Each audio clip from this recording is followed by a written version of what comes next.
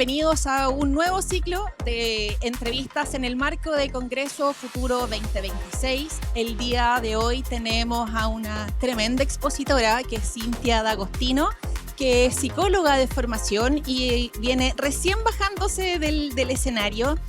Cintia, yo no sé si tú te fijaste, pero la sala estaba repleta. Estamos hablando de cerca de 800 personas, pero además era un grupo de gente muy joven la que te vino a escuchar. ¿Qué te pasa cuando, no solamente a la psicóloga, sino que a la investigadora, cuando ves un público joven ávido de hablar sobre el tema de autismo?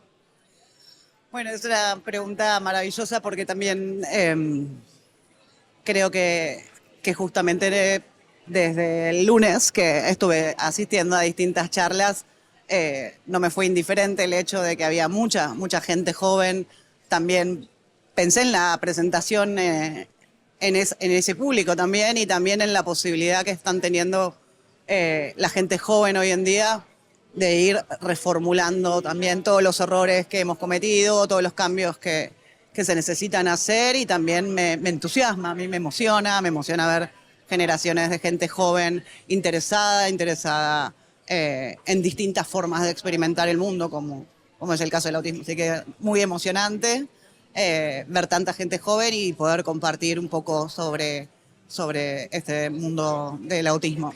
Tú en tu presentación dabas algunos tips súper específicos, y creo que también es súper importante para cualquier familia que tiene un miembro de su familia con autismo, ¿cierto?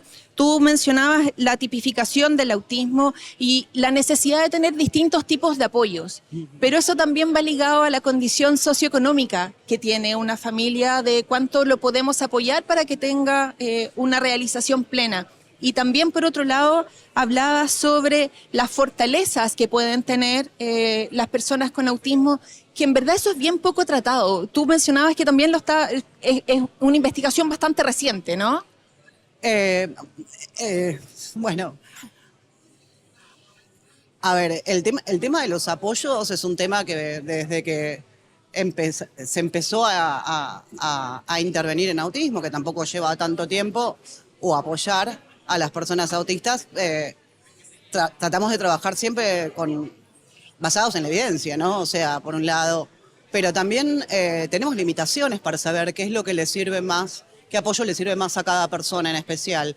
No tenemos la certeza de cuál es la intervención o el apoyo, más allá de todos los protocolos que aprendemos, de qué es lo que le sirve exactamente a cada persona, y a su vez el contexto juega un rol muy importante. Por eso que me comentabas de las familias y de los contextos. No es lo mismo estar acá en la ciudad que estar en la montaña, no es lo mismo, digamos, tener recursos económicos que no tenerlos. Hay muchas variables en juego, pero en ese sentido creo que cada apoyo es singular a cada persona, y hay que diseñarlo, pero tienen que estar disponibles y tenemos que estar siempre actualizándonos sobre todos los apoyos que podrían servirle. ¿Sí? No hay una receta que le sirva a todo el mundo, sino que es un camino individualizado para cada persona, y son las familias y los profesionales los que construimos. En el caso vos me preguntabas de personas pequeñas o de personas con familias que reciben recién el diagnóstico, la evidencia lo que muestra es que las intervenciones apoyadas por familias son mucho más eficaces, son mucho más generalizables, son mucho más costo efectivas que intervenciones, o sea, donde la familia no participa. La familia es parte de los apoyos de la familia, es el mejor recurso que cualquier persona tiene. Y eso me imagino, por supuesto, que también va asociado a qué tan temprano es el diagnóstico que recibe el niño. Exacto, sí, o sea, lo que sí sabemos del autismo es que como es una condición neurobiológica que impacta en el cerebro de las personas, y las personas ya desde el inicio interactúan y aprenden de una forma diferente, cuanto antes nosotros podamos generar apoyos individualizados, adecuados, respetuosos, eso va también habilitar muchas posibilidades y derribar barreras en el acceso a la educación, en el acceso a la socialización, a la comunidad, con lo cual cuanto antes empecemos es mejor, y el tiempo 0-6 es una ventana crítica del desarrollo que es imprescindible intervenir. Bueno, y qué importante es eso que mencionas, porque en el caso de las mujeres tienen un diagnóstico considerablemente más tardío que los niños. ¿Nos puedes explicar un poco de las razones de por qué tienen un diagnóstico tan tardío? Sí, bueno, es una pregunta súper interesante a la que la ciencia no tiene una sola explicación, por lo menos no la investigación.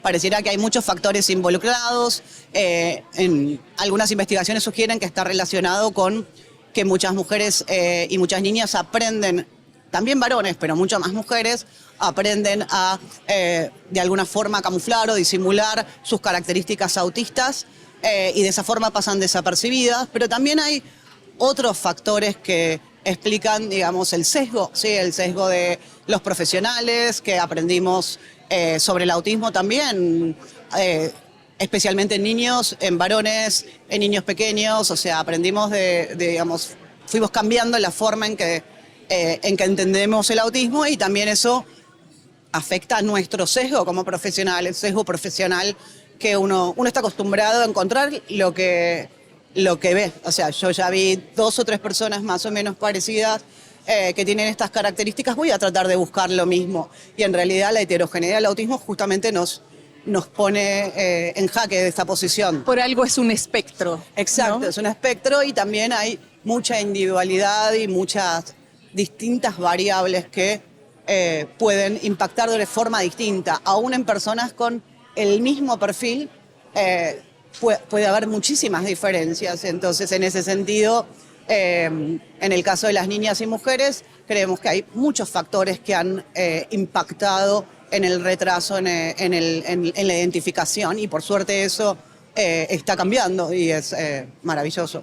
Bueno, alguna vez leía de que también en el caso de las mujeres muchas veces pasan porque son tímidas y se asocia que las Exacto. mujeres, como son más tímidas, por eso no hablaron, por eso no levantan la mano, cuando en verdad no es un tema de timidez. Exactamente, en realidad justamente también eso está relacionado con ciertos estereotipos culturales en distintas culturas y comunidades, donde la timidez o la introversión son factores que no muestran nada preocupante, ¿sí? Una niña está bien, es tímida, no hace muchos amigos, no le preocupa a nadie, ¿verdad? Si hay más dificultades conductuales o conductas más llamativas en una niña, ¿sí? O sea, hay más preocupación, y eso está relacionado mucho con los estereotipos, sí, porque en realidad muchas personas pueden en realidad no tener timidez, sino tener dificultad para saber cómo acercarse a otras.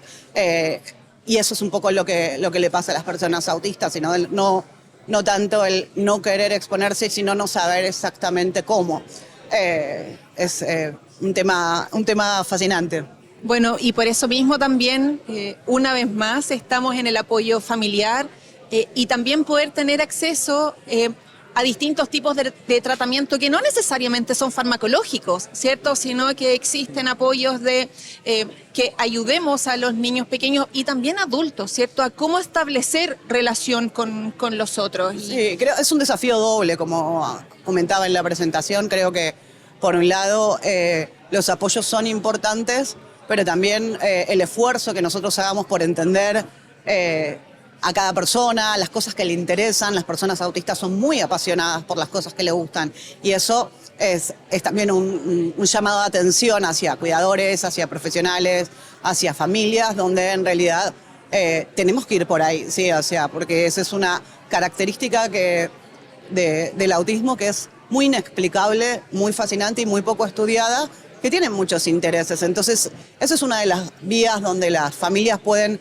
apoyar, ¿sí? O cuando hay una persona de desarrollo típico y le interesa a los 4 o 5 años tocar el violín, las familias van, compran un violín, las mandan a clases, pero cuando una persona es autista, muchas veces esos intereses no son tenidos en cuenta porque se ven como negativos, como obsesiones, pero para las personas autistas las cosas que les interesan son las cosas que mueven su vida y las que piensan todo el tiempo. Entonces, uno de los lugares por donde empezar para mí es, tanto desde la intervención como desde el apoyo familiar, es ahí, ¿sí? Entonces, desde la observación. Claro, desde la observación, y también desde, bueno, esto es lo que te interesa, vamos por ahí, vamos a potenciarlo, vamos a explorarlo, vamos a descubrirlo y vamos a apoyarlo, ¿sí? Independientemente de si esa persona tiene un diagnóstico formal o no. Y otra cosa que mencionabas el tema de los apoyos farmacológicos. En realidad, los apoyos farmacológicos no son para el autismo y en realidad están relacionados más con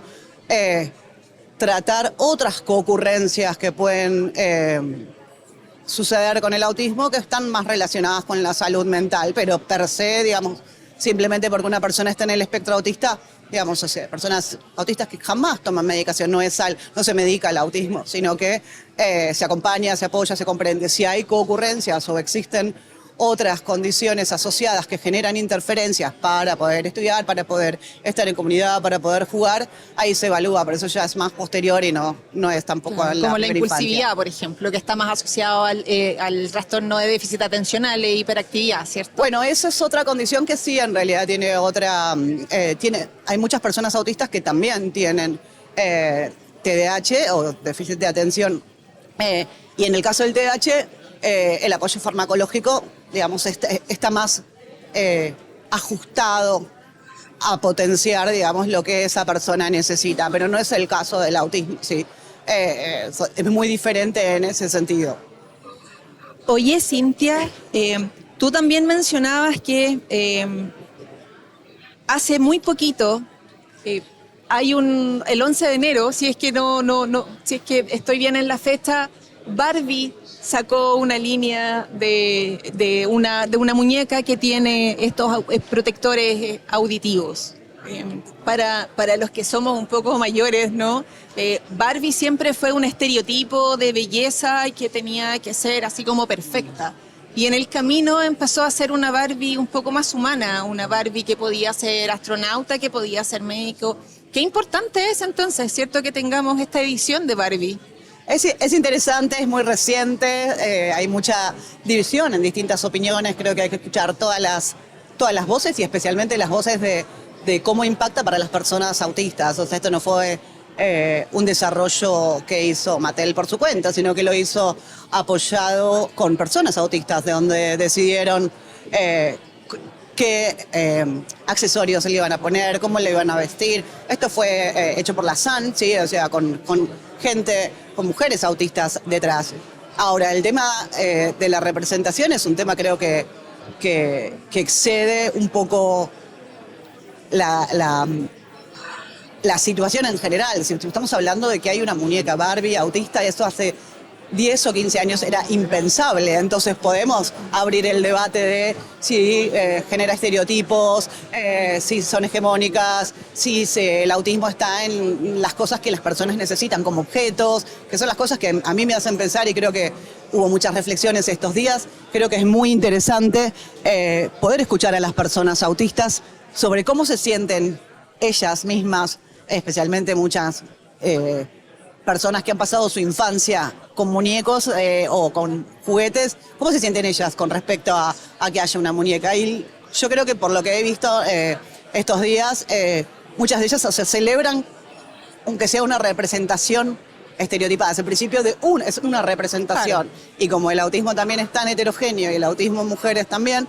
es una más, sí, o sea, pero estamos, digamos, o sea, yo creo que es un avance. Por supuesto, mi voz y mi opinión no es tan importante como la de las niñas que van a encontrar una muñeca que por ahí, con la que pueden encontrarse y decir, bueno, esta que también es parte de mí, también está representado y esto existe. Entonces creo que es más importante lo que digan ellas y cómo se sientan ellas que lo que podemos decir de afuera de los profesionales, y me parecen todas las opiniones muy interesantes para analizar, pero hace 10 años o 15 era impensable. Estamos con Cintia D'Agostino, nos vamos a una breve pausa y volvemos.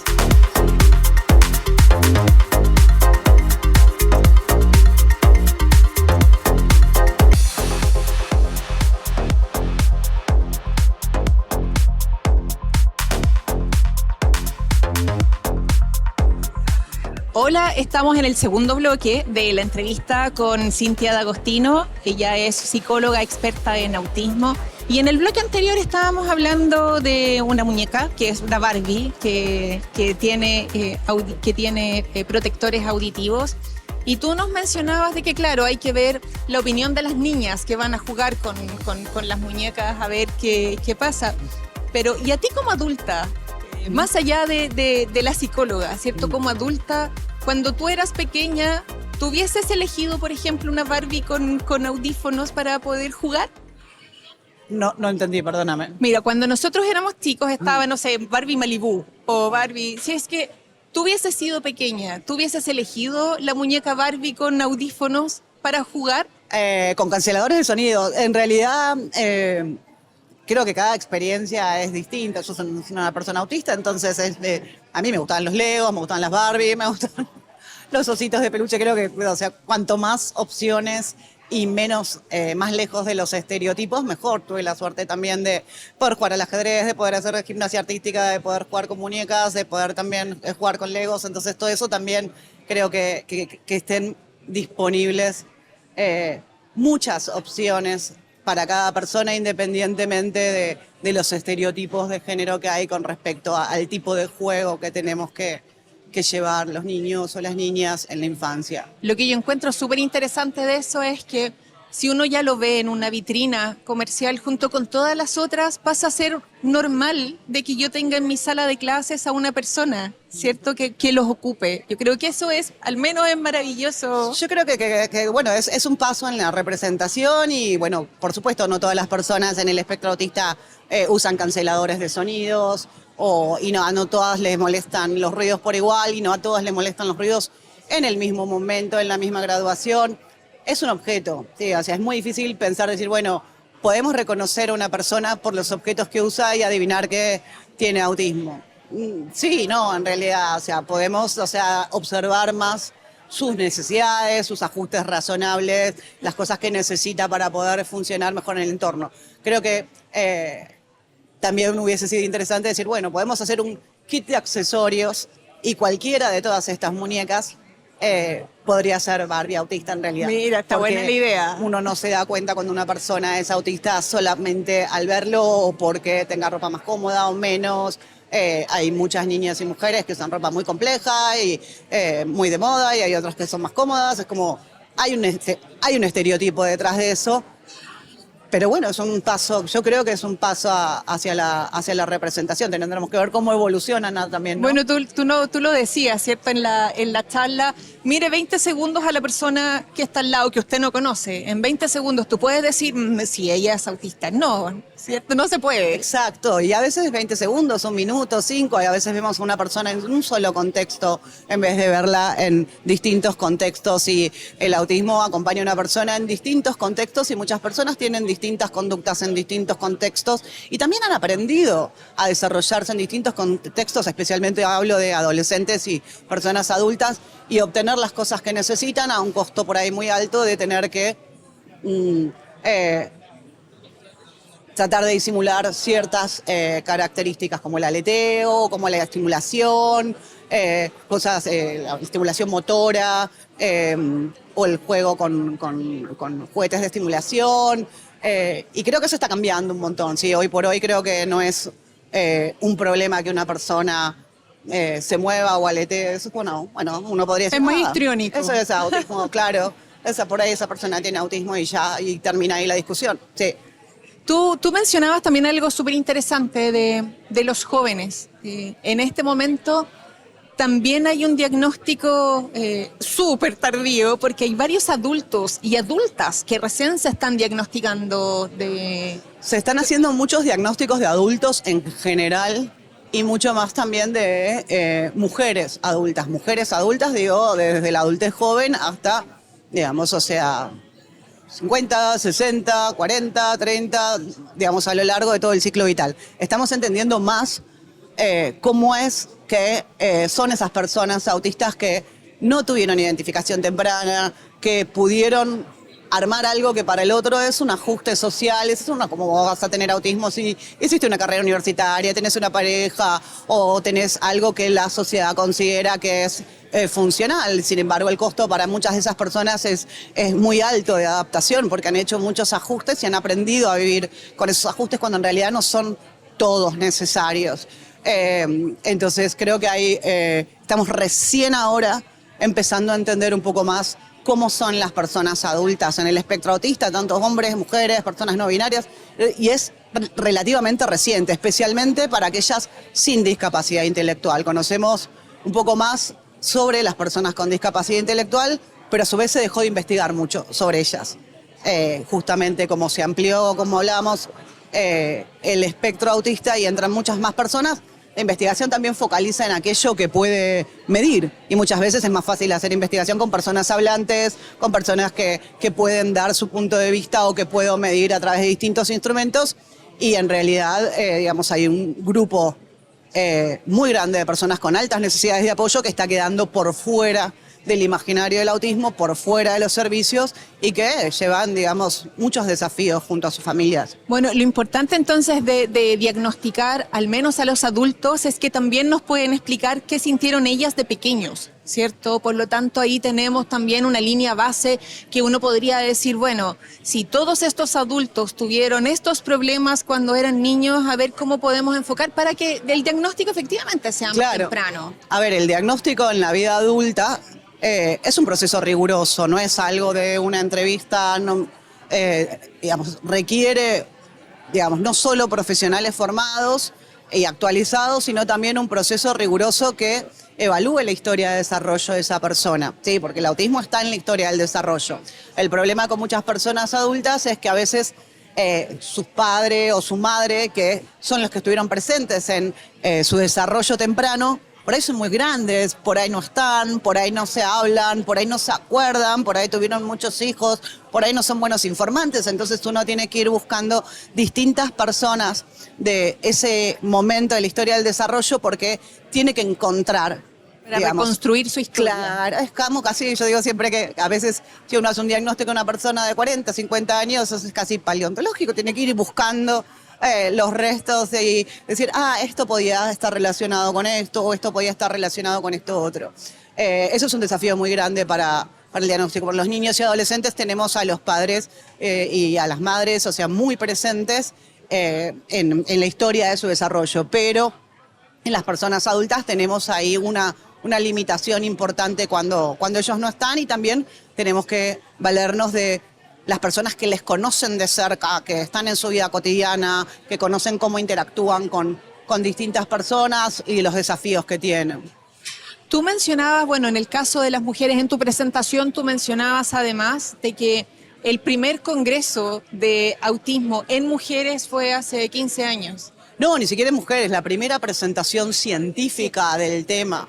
Ni siquiera fue un congreso de mujeres, fue la primera presentación científica del tema por ponentes del Reino Unido, fue en el 2010, un congreso mundial, un congreso europeo, hace 15 años nada más. No fue un congreso de mujeres, fue una presentación científica dentro de un congreso de autismo, congreso con comité científico y demás. Las dos primeras fueron en el 2010, una en Latinoamérica, en México, y otra en Italia, Catania, en el Congreso de Autismo Europa. O sea que claramente... Yo estaba ahí. Entonces, qué emoción, eres parte de la historia. Fue muy emocionante. Bueno, pero además qué importante es de que todavía tenemos nos queda muchísimo por aprender, muchísimo por entender, muchísimo por investigar, por supuesto. En el Totalmente, en realidad yo creo que eso es uno de los ganchos, ¿no?, que tiene el autismo cuando uno empieza a trabajar y conocer cada vez más personas, tiene cada vez más preguntas, entonces creo que ese es también el desafío para nosotros, para los profesionales, es poder apoyar y no tener certezas, porque cuando uno tiene certezas en ciencia, digamos, o sea, se acabó, digamos, la investigación, se acabaron las preguntas, uno tiene que estar siempre, creo, en una posición de aprendizaje, de decir no sé, de decir, bueno, esto lo tenemos que investigar, bueno, y justamente todas las preguntas, yo personalmente creo que lo más fascinante de mi área es que en realidad nos falta saber muchísimo más de autismo de lo que sabemos y creo que ahí sabemos menos, mucho menos de las cosas también que funcionan muy bien en el autismo que de las cosas que les generan más interferencias a las personas y creo que por ahí va a ir. Y a su vez muchas personas autistas van a participar y van a diseñar también nuevas investigaciones y nos van a guiar sí les damos espacio, ¿sí? O sea, Por supuesto. sí están representadas en distintos espacios académicos, universitarios, de investigación, comunitarios y demás. Bueno, esperemos que sea así porque efectivamente tener un diagnóstico, ya sea de adulto o de niños, ayuda a entender muchas cosas, ¿cierto? Sí, por supuesto. Creo que la mirada autista sobre el autismo es el paradigma actual. O sea, no hace 20 años, o sea, nosotros estudiábamos el autismo desde afuera, como una condición que tenía alguien que no podíamos entender. Ahora las personas autistas nos están guiando, nos están diciendo cómo es que experimentan el mundo, cuáles son sus desafíos. No son todos iguales, para cada persona es diferente, pero a su vez es una guía muy importante e imprescindible, ¿sí? Porque creo que eso está también cambiando las preguntas de investigación y la forma en que damos los apoyos hacia una mirada que hoy se le dice más neuroafirmativa, más acompañando, digamos, las diferencias y generando apoyos para aquellos obstáculos que generan barreras en distintos entornos. Cintia, tengo una última pregunta que, como el eslogan de Congreso Futuro 2026 es humanidad, ¿hacia dónde vamos? Me encantaría saberlo. Creo que todo el mundo que trabaja en autismo piensa, ¿no?, mucho en la inteligencia artificial, en lo potencial de la inteligencia artificial para poder acompañar también a distintas personas a través de agentes, a través de distintos recursos. Y creo que probablemente en 20 años entendamos el autismo de una forma muy diferente y que parte de esa comprensión va a estar relacionada con todos los avances que podamos hacer y con muchos de los avances que personas autistas van a hacer sobre el área. Así que no sé exactamente dónde vamos, pero creo que tenemos que ir con mucha responsabilidad, con mucho respeto, con mucha humildad y también con una semilla importante de decir, todo esto no lo tenemos resuelto y tenemos que aprender y saber más y tenemos que estar en una posición de humildad y aprendizaje para hacerlo. Qué importante es eso, tener humildad para aprender y también para decir, no sé, lo vamos a investigar, ¿cierto? Cintia, muchísimas gracias. Muchísimas gracias por venir a Congreso Futuro 2026, también por este espacio de entrevista. Invitarlos también a quienes nos están viendo que vean la charla de Cintia, porque de verdad que creo que es súper esclarecedora, ¿cierto? E insisto, había muchísima gente joven en el recinto escuchando esta charla, por lo tanto creemos que es un tema que todavía tenemos muchísimo por hablar, muchísimo por investigar, así que muchísimas gracias y nos vemos en otra entrevista. Cintia, muchísimas gracias. Gracias a ustedes.